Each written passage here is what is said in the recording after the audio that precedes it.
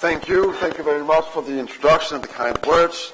Thank you to Joe for inviting me to come here and to say a few words on governance in Denmark, how it is constructed and how it works. I've been looking forward to it.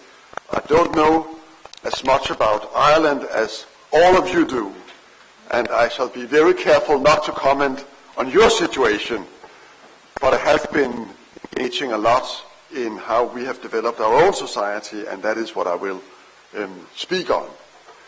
Democracy in Denmark started with our constitution in 1849, and it really was the beginning of a disaster.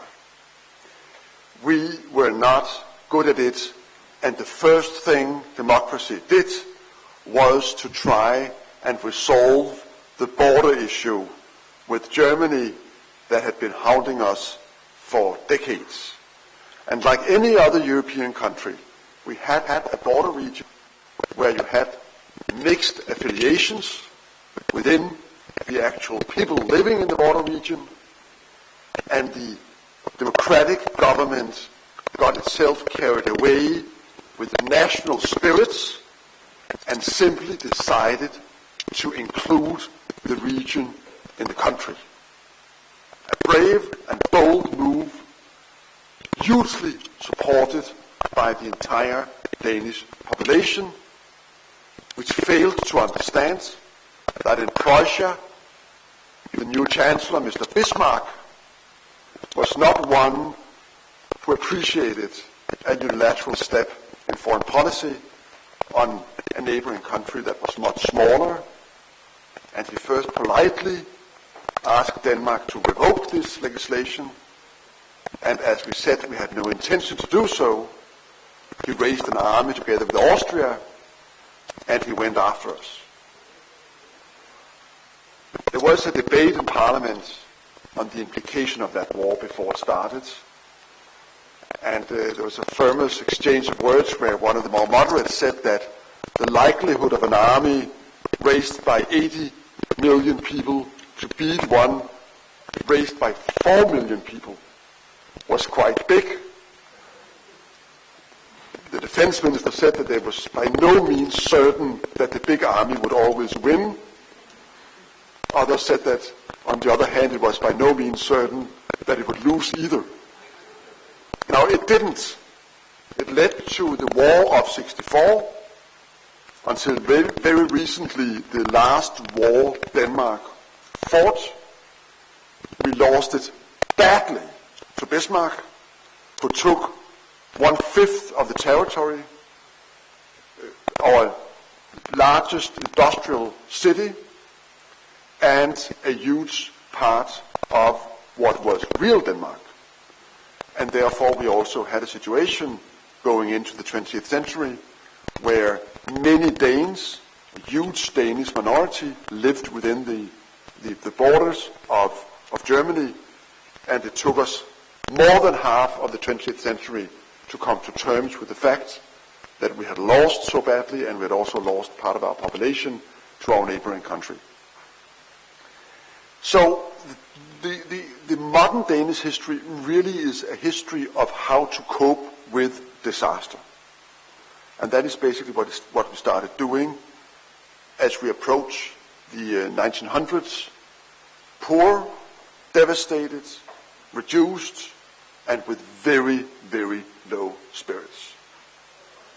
And add to that our main trade, which was agriculture, faced globalization, not the present one, but the real one, when steamships, railroads, telegraphs suddenly made the world much smaller, and our agriculture couldn't compete with the US, with Russia, with South America. So the economy also went bankrupt. Not that the state went bankrupt, but we really faced severe economic difficulties. And that provoked the first of 3 major revolutions that marked the building of modern Denmark. All 3 of them peaceful, but all 3 of them in the course of the 20th century, changing Danish society to its very roots. And the people who started the first revolution were the peasants, the farmers, and they demanded at the same time better education, better access to education. They demanded part of power, part in power, and at the same time they reorganized the entire production life in Denmark, forming cooperatives, moving towards producing high-quality dairy products and bacon, founding a major export of eggs, butter, and bacon, especially to Britain. It was during that period we built the economy on providing the Brits with breakfast.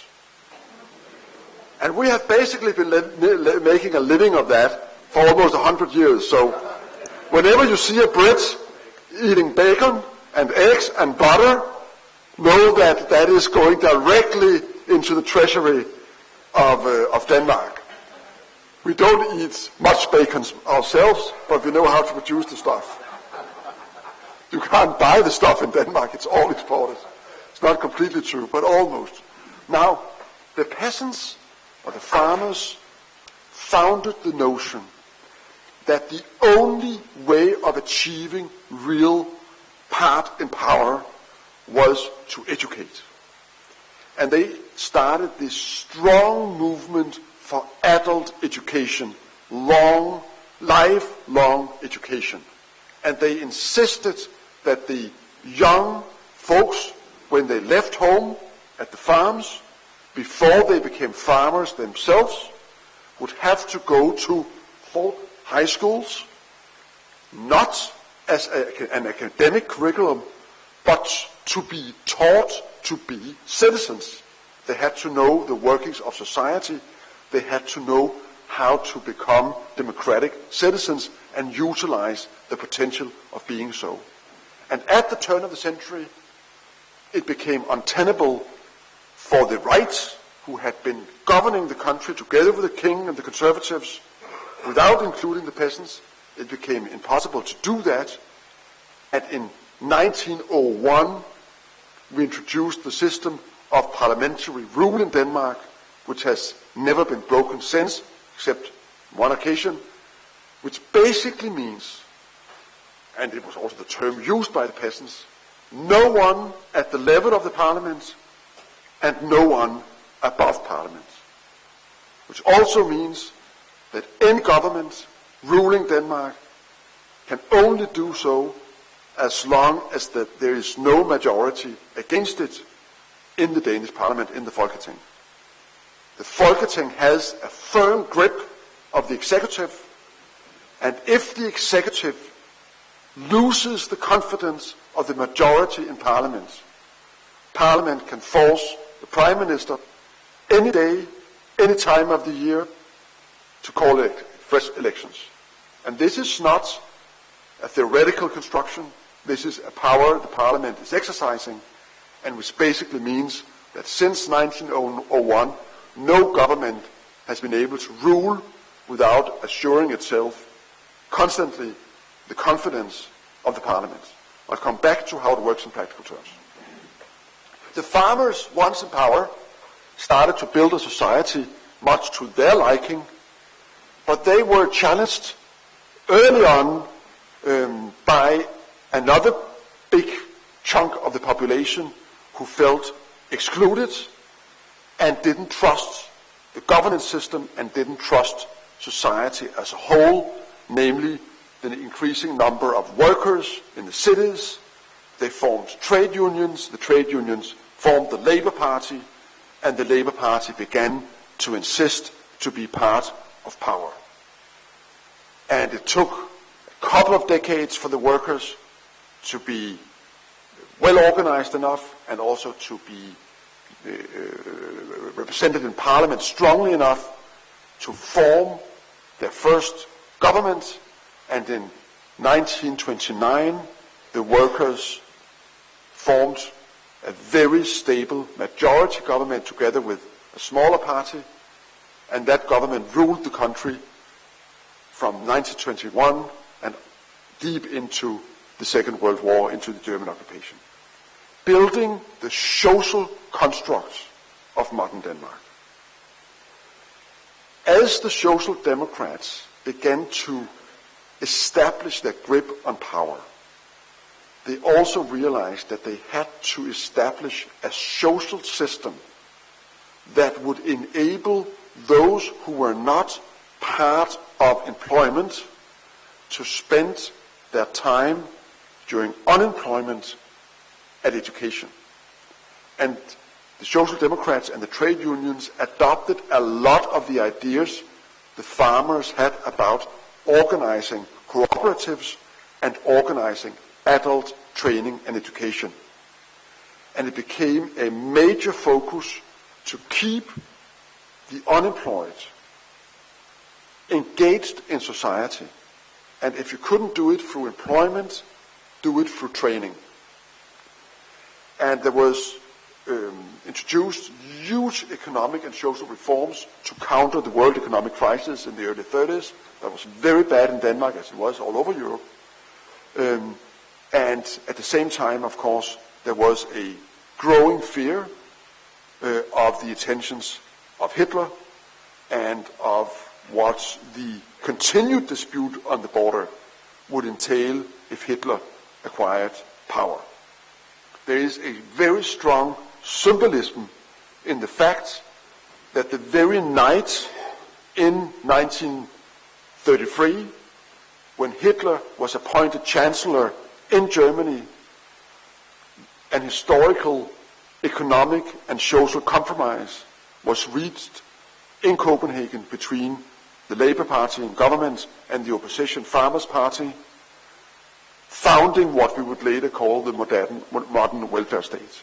That is where the big social reforms were made at the depth of the crisis, with very high unemployment figures.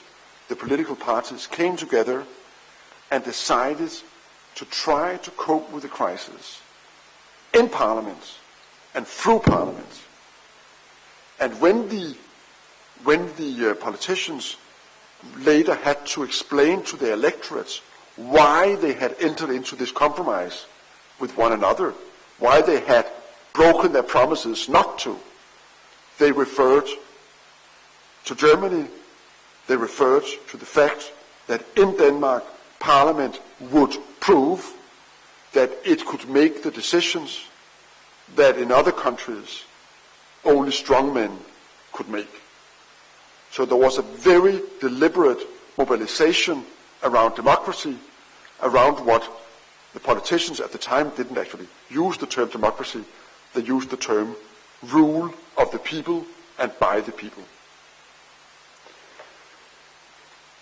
As the Social Democrats settled in the governing offices and settled in controlling the small civil administration at the time, they also began to feel ownership of society. And they began to change their attitude to the basic institutions of society. The kingdom, or the royal family, the defense, the administration. And they compromised on all these founding pillars of Danish society and became, in effect, owners of society. And with a very sort of simplistic view I give you here, you could basically say that from that period and until the end of the century, Denmark was ruled by and large by the Labour Party.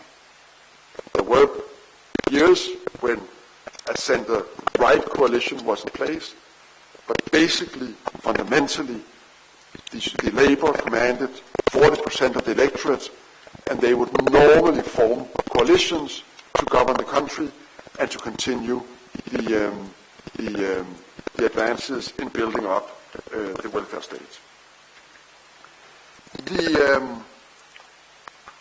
The ideas and philosophy of modern administration and of steering the economy or managing the economy in order to create economic growth was in Denmark introduced, as in most of Europe, from abroad.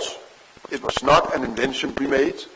It's always ironical today to recall that the people who asked us to make big government, of course, was America. When they came with the Marshall Recovery Aid after the Second World War, there were two basic conditions attached to the aid. One was big government, and the other was European cooperation. And we were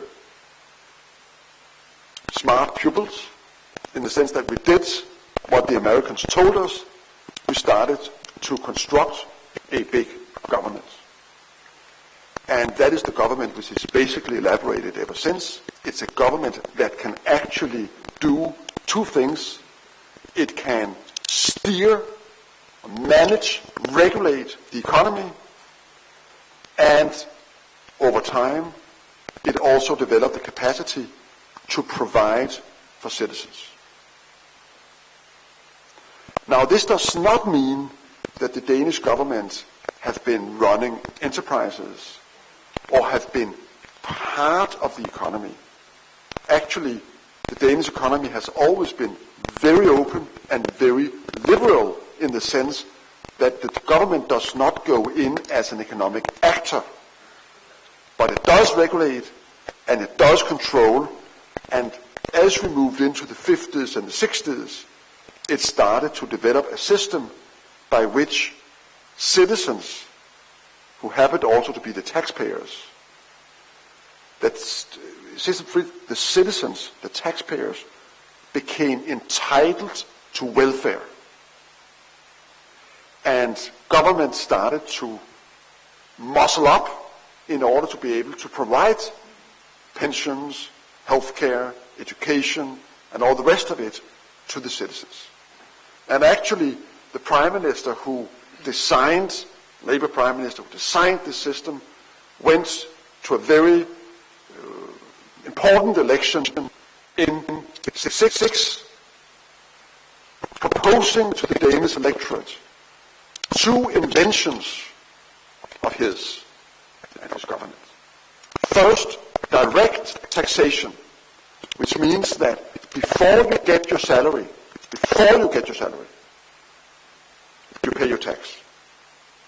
So we collect the tax at the source, which basically means for most people that they don't understand anything but what is left. So they have to pay the tax before they ever see the money, and they forget they ever had it up. They don't forget it, but they can't. It's a very different mental process to only get half your salary because the other half has been paid for taxes, or to get the full payment and then have to pay it back. So he introduced that, and then he introduced something we didn't know of, VAT taxes, 25% today, of everything, on everything. So we have world records in taxes. And that was built through the 60s and the 70s, ever increasing taxes. It works in a way where it is literally a police, a life insurance social police that you take out to cover any eventuality you can think of. So you pay half your salary in taxes, you pay 25% VAT on anything you do. You blink your eyes, you pay 25% to the government. And people, frankly, don't like it. But they do like that over the 60s and 70s, the 80s, a system was constructed by which the government will pay any social expense in any context, from childcare to elderly care, hospitals, schooling, universities.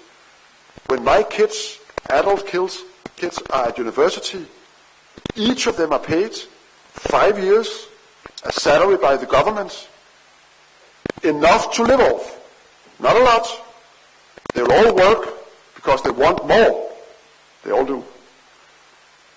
but they are paid what amounts to 8,000 euros. No. 600 euros per month. Every month for 5 years. To go to any education. In order to incentivize young people to take education, and in order to address the inequity of parents being able to pay for long educations versus parents who are not able to do so. All this is, of course, expensive. It entails big government, and that is driving this huge sector, which over the 60s, the 70s, and the 80s were gradually professionalized. And that entails a third wave of inclusion, education, and revolution. After the farmers and the workers, the great revolution of the 70s and the 80s was the women. The women started to do exactly as the peasants had done and the workers had done. They started to insist on being better educated. They wanted a stronger place in the working space, and they went out in their great majority from low salary, uneducated workplaces at home or in the industry into higher and more advanced education and a much, much stronger position in society. And as this process happened in the 70s and the 80s, the society changed profoundly. And as we entered into the 90s, not one family was a family the way it used to be before. Not one woman was a woman the way women used to be before. Not one man was able to be a man the way we used to be before the 70s and the 80s. And indeed, not one kid was brought up the way they used to be after this revolution. So this was completely changing society once again. But it also meant that as we approached the turn of the century, we had this strange, fragile economy that by some standards is extremely strong, and by other standards and by other parameters, extremely vulnerable. And I give you a few figures just to give you a sense of this very strange economy that we're running, and also it will give you an impression of the challenges we also are facing. And don't get after me if one or two figure here is not exactly precise. Norway and or Sweden and or Finland may on some of the accounts be just above us or just at the side of us. But basically, at the turn of the century, in the 2000s, we Danes had the highest rate of employment on earth. More Danes worked and contributed to the economy than in any other economy in the world. Now, how come? The women. All Danish women work. You will find a few who don't. But basically, Danish women have work. They have some degree of education, and they have work. And so the demand means highest employment ratio of any country. At the same time, we also have a world record in the percentage of Danes who are receiving public allowances. We have more people being passively taken care of by the taxpayers than in any other country. Pensioners, sick people, students, unemployed. The number of people that we pay every month to go at home or to go to be educated or trained is higher than in any other country. It's a huge burden on the welfare system to support all these people, and of course the ratio between those who work and those who are receiving, as you say, passive care, the ratio between the two, of course, is not trivial. We are also the country in the world who are collecting most taxes. For any who are in the lower middle income segment and above, you pay effectively half your income of every euro earned. And if you're a little above that level, if you are higher middle class or above, you pay effectively up to 60% of your entire income in direct income taxes. World record, not trivial either. We have the highest percentage of the overall economy poured into public administration of any market economy country. So a higher percentage, approximately 1/3 of the BNP, is poured in through public funds and administered by our politicians and our administration. At the same time, we were always ranking among the top 5 most competitive countries in the world. Sometimes number 2, sometimes number 3, never below 5. In any OECD, World Economic Forum, World Bank ranking. So an extremely competitive country. Have dropped a bit now. I think we are 12th presently, because we have been suffering from policies over the last 10 or 15 years, but a very competitive economy, and at all other levels or indicators, the richest, the highest educated, whatever you take, we would normally rank among the top 5 together with the other Scandinavian countries. So you have this country where basically we pay a lot of taxes, we spend a lot of money, it's all sort of very tight, and as you can imagine, if the ratios are tipping just a little bit, essentially if we are poorly governed for just a short time, we spend more money than we earn, and then we spend a lot more than we earn, and then we're in trouble.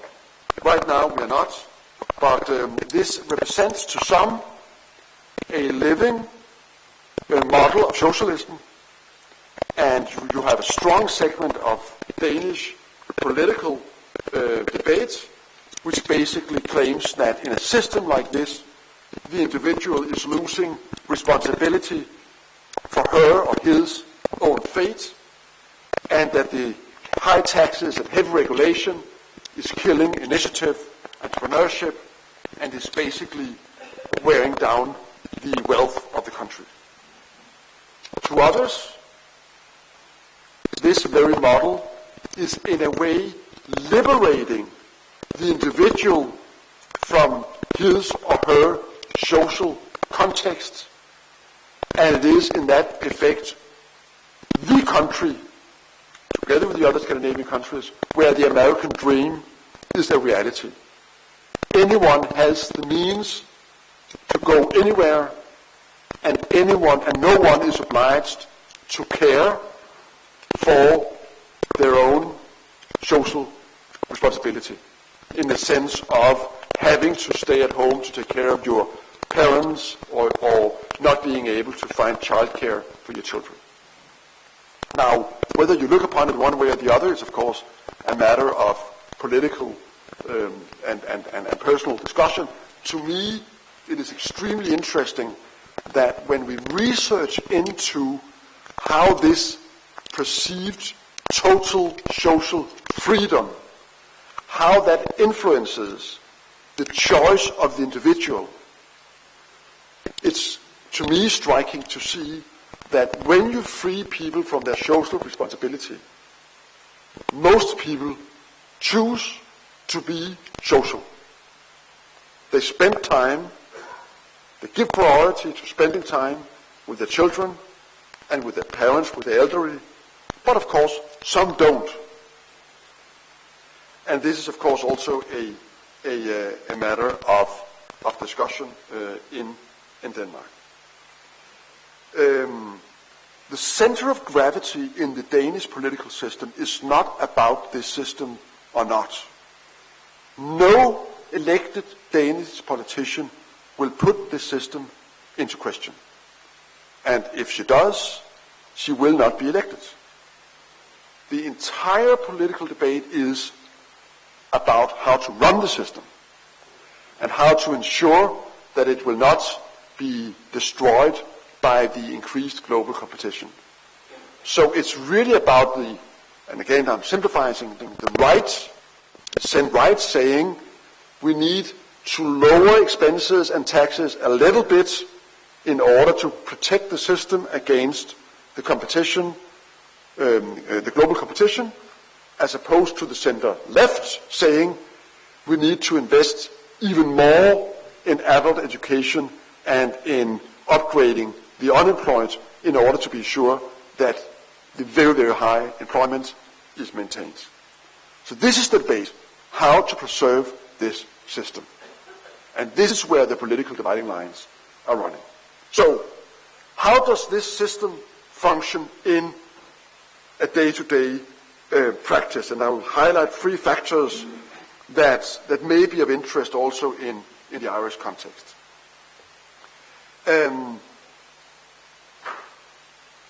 The inclusiveness of the system and the sense of ownership in the broad public, of course, is something that is built over a whole century. But it is there.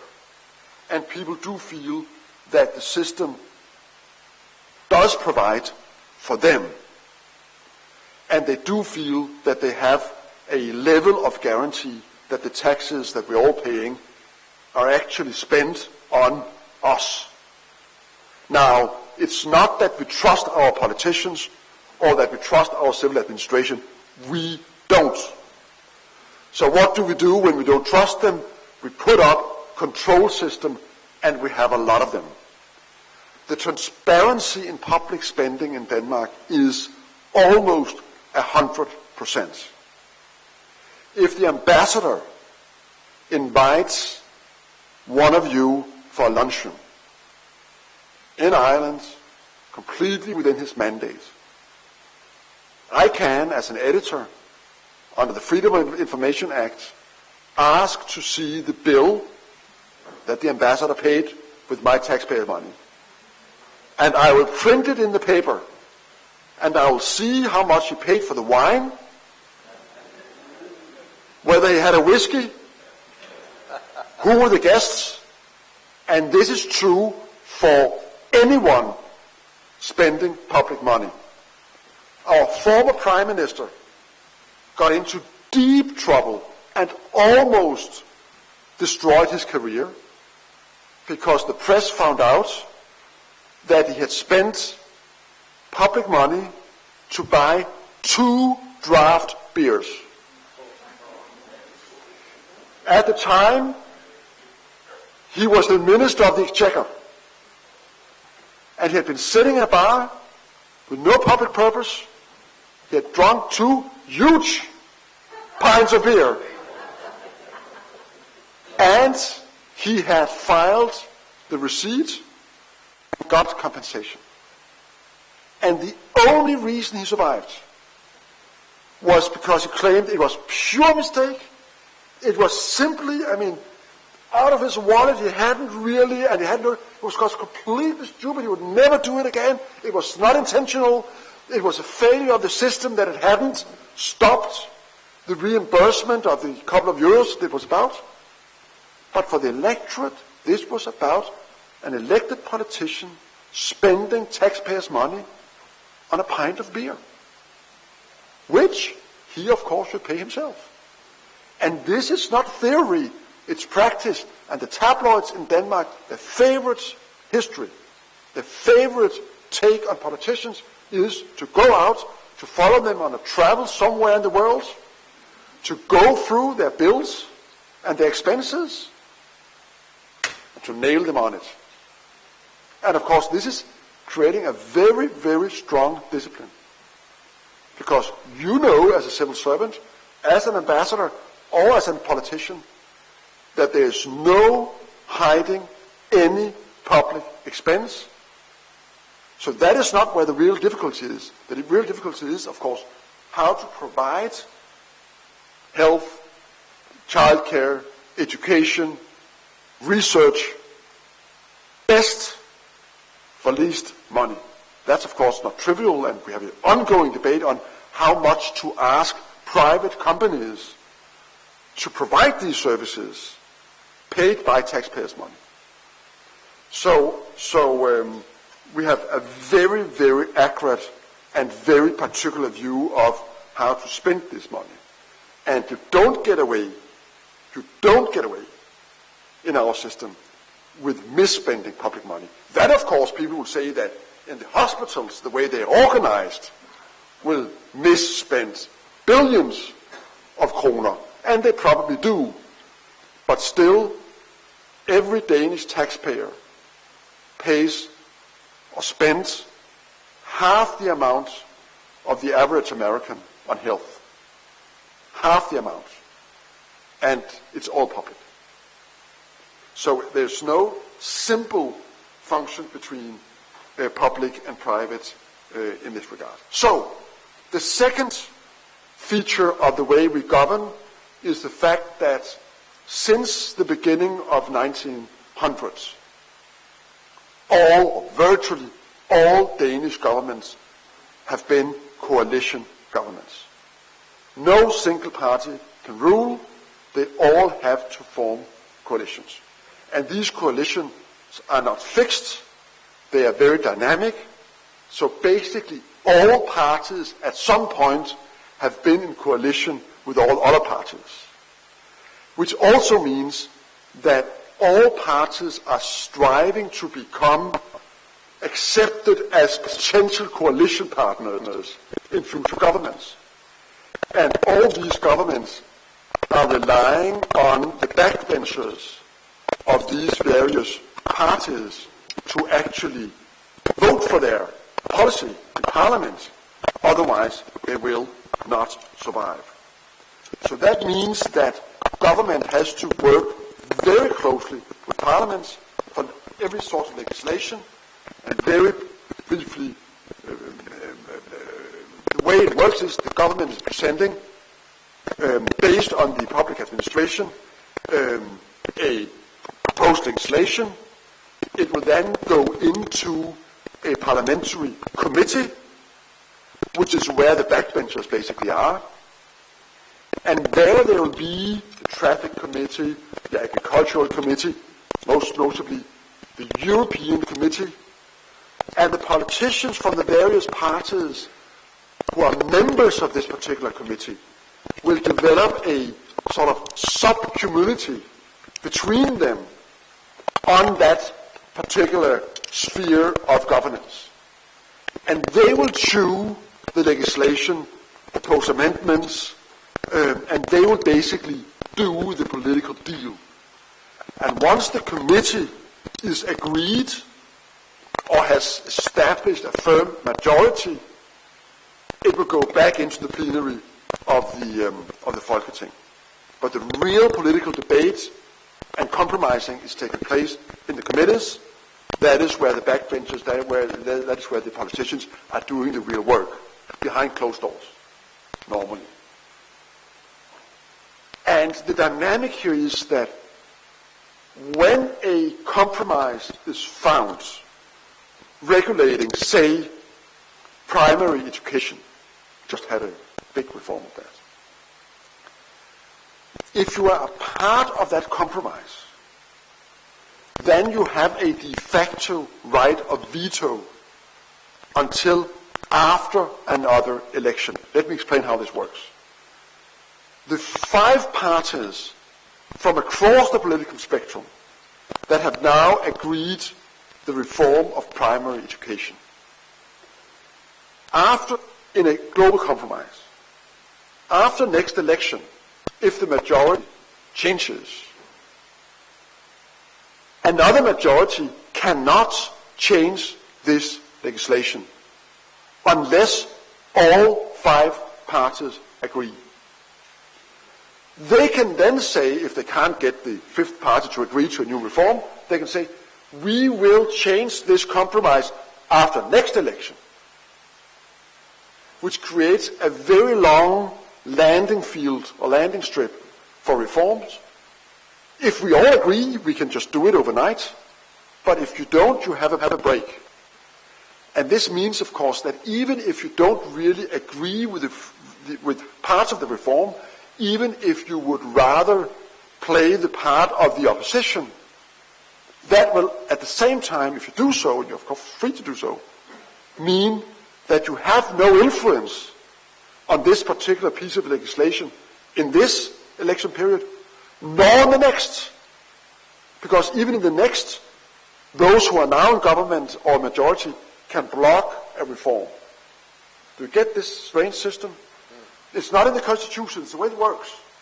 But the practical result is that all responsible political parties are trying to be part of these across-the-board important pieces of legislation. So it's a very, very strong motor for consensus.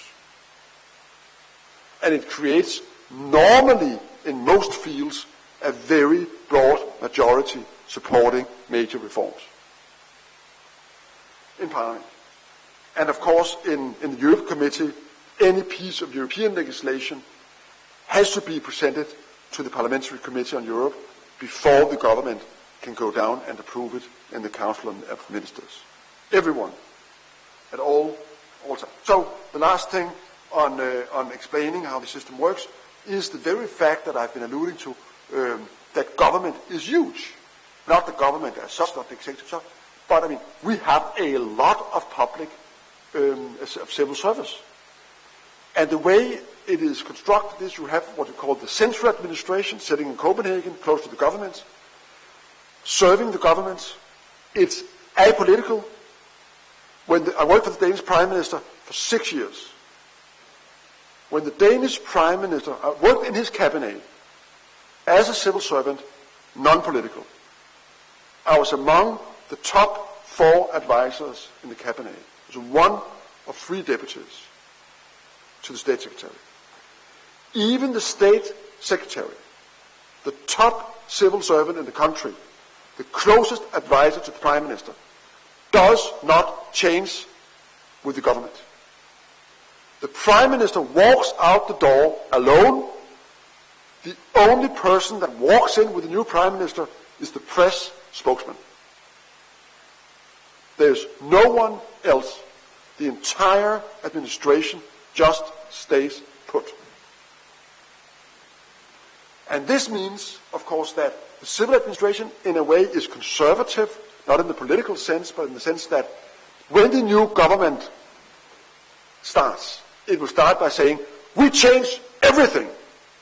You just start from one end, and we change everything. And the administration, who was, of course, deeply involved in establishing what was, will say, well, Minister, we're ready. Perhaps we start somewhere with one bit. We change the educational system.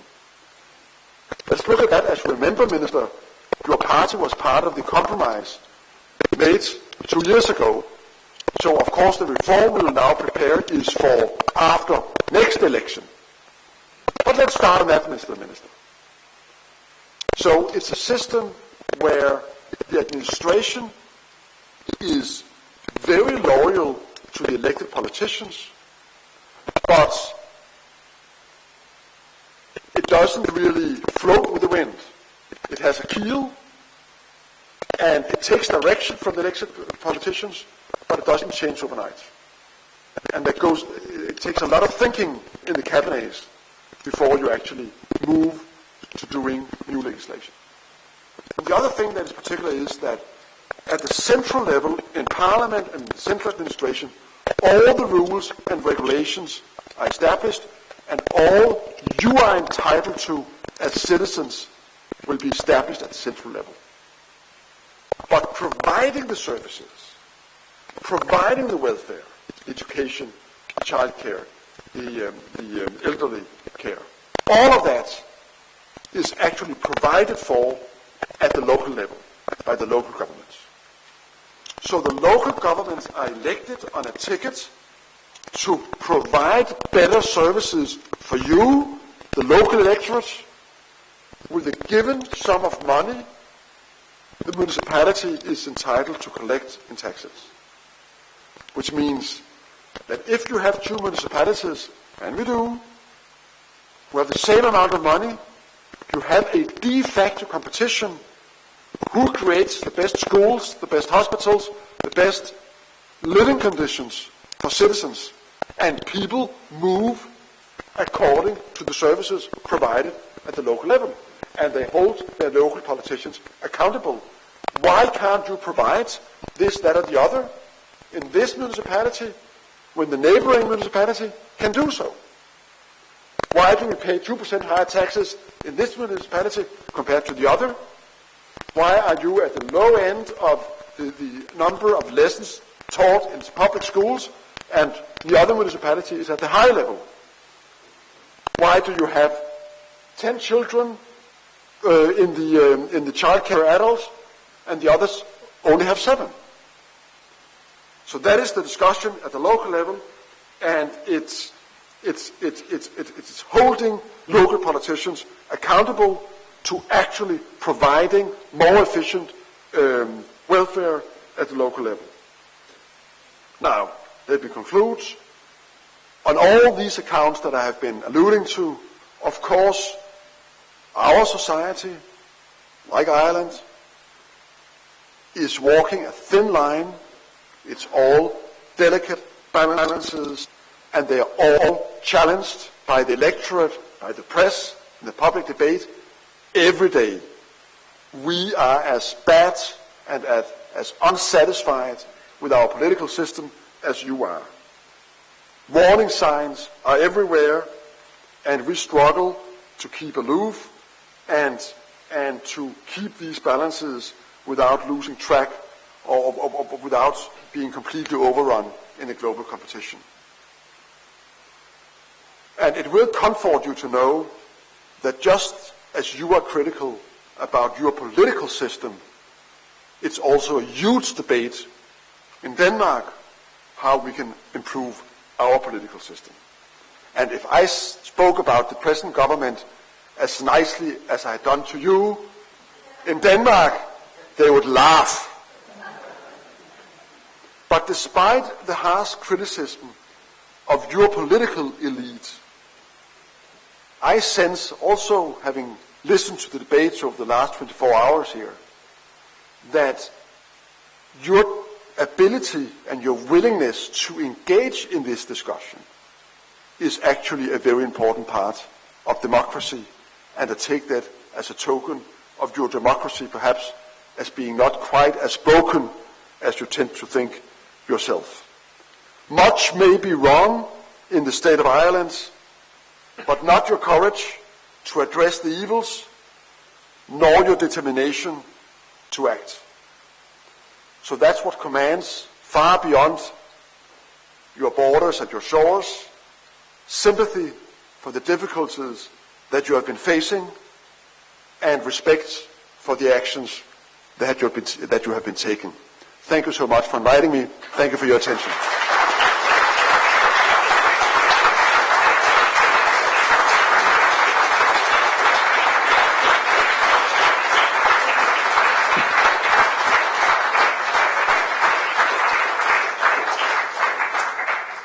Well, thank you very much for that absolutely fascinating contribution, Bo.